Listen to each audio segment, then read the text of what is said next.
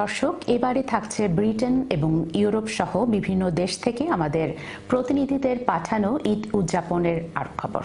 আনন্দ আয়োজনে যুক্তরাজ্যের করবিতে বিপুল উৎসাহ উদ্দীপনার মধ্য দিয়ে ঈদুল আজহা পালিত হয়েছে। নামাজ আদায়ের মাধ্যমে শুরু হয় ঈদের আনুষ্ঠানিকতা। করবি সেন্ট্রাল মসজিদে প্রথম ঈদ জামাত সকাল 9:30টায় ও দ্বিতীয় জামাত অনুষ্ঠিত হয় সকাল 10:30টায়। এসব জামাতে প্রায় 700 শতাধিক মুসল্লি অংশগ্রহণ করেন। বিশ্বের সকল মুসলমান ভাই বোনদেরকে ঈদের শুভেচ্ছা। আলহামদুলিল্লাহ, যেভাবে কমিউনিটির দিনের পর দিন গ্রোথ হচ্ছে, আমাদের ধারণা আগামীতে ঈদের জামাত মাঠে ব্যবস্থা নিতে হবে।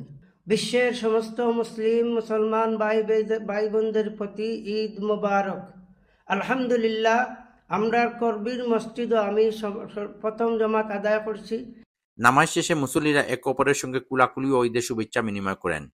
শিশুদের আনন্দ উচ্ছ্বাস এবং পরিবারগুলোর উপস্থিতিতে ঈদের আনন্দ ছড়িয়ে পড়ে পুরো কমিউনিটিতে। নামাজ শেষে বিশ্বের সকল মুসলমানের সুখ শান্তি ও সমৃদ্ধি কামনা করে বিশেষ মোনাজাত করা হয়। একই সঙ্গে বিশ্বজুড়ে শান্তি প্রতিষ্ঠা ও মানব কল্যাণের জন্য মহান আল্লাহর দরবারে দোয়া করেন মুসল্লিরা। Ehsanul Islam Chowdhury Shamim, Channel S News, করবি।